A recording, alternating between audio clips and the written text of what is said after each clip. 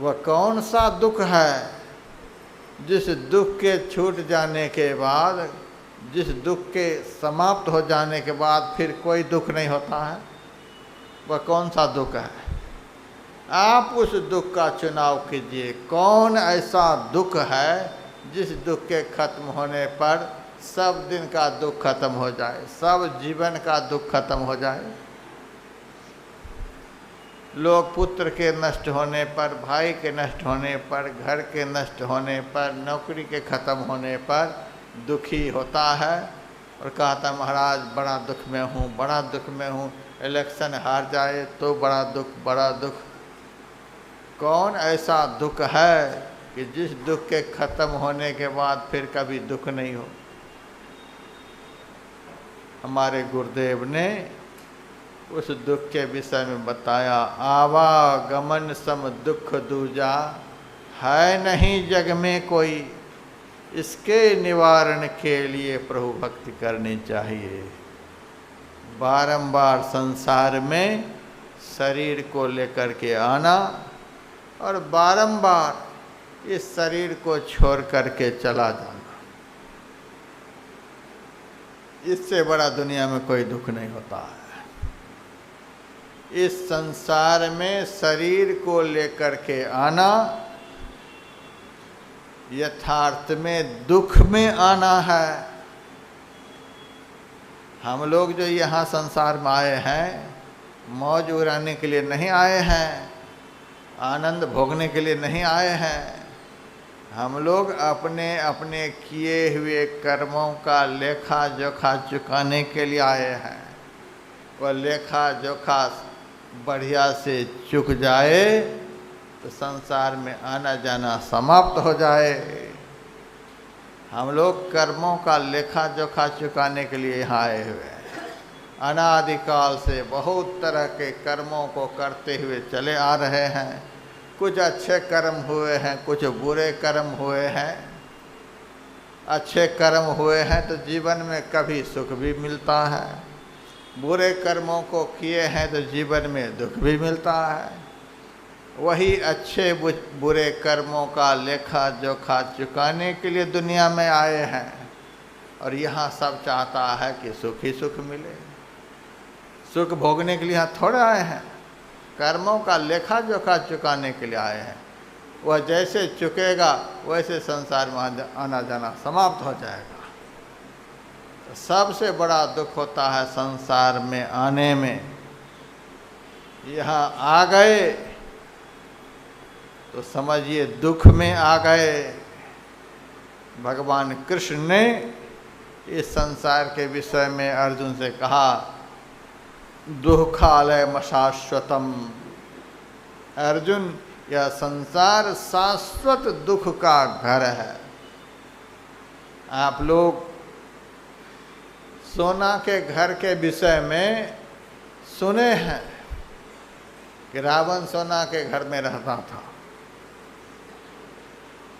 चांदी के घर की भी चर्चा है धर्म ग्रंथों में। लोहा का मकान भी होता है, काठ का मकान भी होता है, ईंट बजरी से बना हुआ मकान भी होता है। बहुत तरह का घर आप लोग देखे होंगे, लेकिन आज तक किसी ने दुख का घर कहीं देखा है? ये दुख का घर कौन सा है? जिस घर में घुसते ही दुख मिलना शुरू हो जाए, वह घर कहाँ है? वह घर यहीं पर है जहाँ हमारा जन्म हुआ है। हमारे गुरुदेव ने एक भजन लिखा है, जनी लिपटोरे प्यारे जग परदेसवा, सुख कछु हिमा नाही। यह परदेसवा काल को भेसवा, जोर आवे दुख पाही।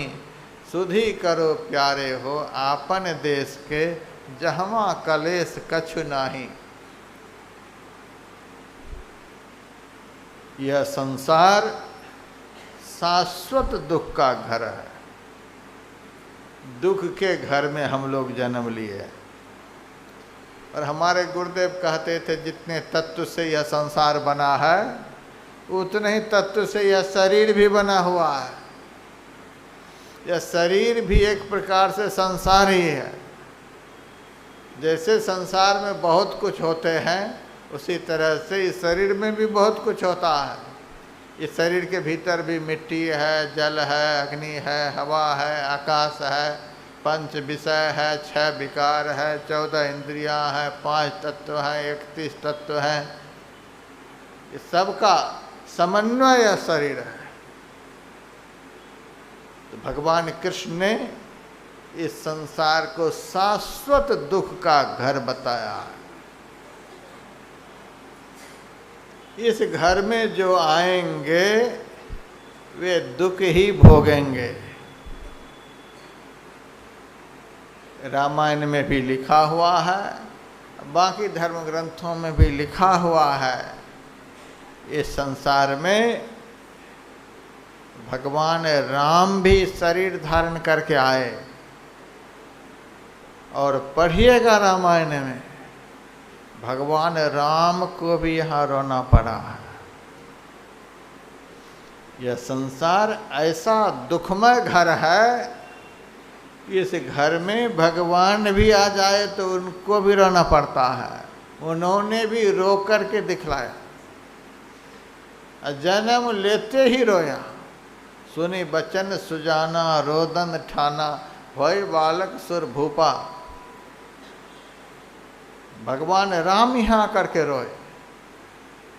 और जगत जननी जानकी भी यहाँ जन्म लेकर के रोई हैं, ऐसा धर्म ग्रंथों में लिखा हुआ है। रामायण में तो भरपूर लिखा हुआ है। रोते रोते सीता जी जिस धरती से उत्पन्न हुई थी उसी धरती में समा गई है। भगवान कृष्ण के लिए भी वर्णन में आता है, उनको भी दुखी होना पड़ा है। जिस कृष्ण को माता देवकी और वसुदेव जी ने जन्म दिया, उनको भी कितना कष्ट हुआ है हम वर्णन नहीं कर सकते। हम लोग अपने को दुखी समझते हैं, लेकिन हम तो ऐसा समझते हैं कि भगवान को जन्म देने वाली जो माँ थी देवकी, उतना दुख इस पंडाल में किसी को नहीं हुआ होगा। भगवान को अपने घर में प्रकट करने वाले जो महाराज वसुदेव हुए, उनको जितना दुख हुआ है, जितना उनको कंस ने सताया, उतना अब तक यहाँ कोई भी नहीं सताए गए होंगे। और यहाँ जितने धर्म प्रेमी बैठे हैं, शायद उतना कष्ट किसी को नहीं हुआ होगा। यह संसार शाश्वत दुख का घर है। दुख के घर में आएंगे तो यहाँ क्या पाएंगे? जब घर ही दुख का है, इस घर में आएंगे तो क्या पाएंगे? दुख ही तो पाएंगे। यह संसार यदि दुख का घर है तो संसार का उल्टा होता है परमार्थ। संसार शाश्वत दुख का घर, और संसार का उल्टा परमार्थ। परमार्थ का क्या अर्थ होता है? परम अर्थ। वह अर्थ, वह धन, जिस धन के साथ परम विशेषण लगा हुआ है, जिससे बढ़कर कोई धन नहीं होता, जो धन कभी खुटाता नहीं, कभी नष्ट नहीं होता, जिस धन का बंटवारा कोई नहीं कर सकता, जिस धन का कभी अंत नहीं होता है। शाश्वत वैभव, शाश्वत धन, वह धन कौन सा है? उस धन का क्या नाम है? उसी धन का नाम है परमात्मा। परमात्मा को परमार्थ कहा जाता है, और परमात्मा का विपरीत जो है वह संसार कहलाता है। तो परमात्मा से विपरीत यह संसार है तो संसार शाश्वत दुख का घर है, और संसार का उल्टा परमार्थ है, परमात्मा है। तो स्वतः सिद्ध हो जाता है कि परमात्मा शाश्वत सुख के घर है, परमात्मा शाश्वत सुख का घर, और यह संसार शाश्वत दुख का घर है। तो आदमी क्या चाहता है? आदमी चाहता है शाश्वत सुख। तो शाश्वत सुख कहाँ मिलेगा? दुख के घर में। हम दिन रात रहते हैं दुख के घर में, जिस घर में सदैव दुख ही मिलेगा, और हम लोग चाहते हैं शाश्वत सुख। शाश्वत दुख के घर में शाश्वत सुख चाहते हैं। यह कैसे संभव होगा?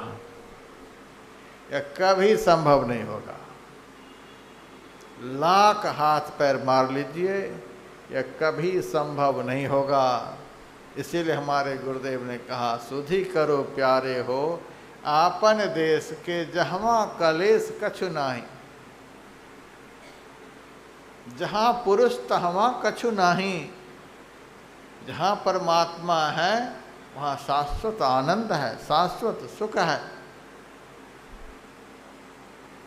वहाँ जाने पर सदा सदा के लिए दुख से पिंड छूट जाता है।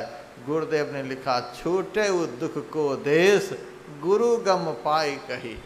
यह दुखमय संसार सदा के लिए समाप्त हो जाता है जहाँ परमात्मा है। इस शाश्वत दुख के घर से निकलना है तो शाश्वत सुख के घर में पहुँचना होगा। तो शाश्वत दुख के घर से निकाल कर शाश्वत सुख के घर में पहुंचा देने वाला जो साधन है, उसी साधन का नाम भक्ति है। शाश्वत दुख के घर से निकाल कर शाश्वत सुख के घर में पहुंचाने वाला जो साधन है, उसी साधन का नाम भक्ति है।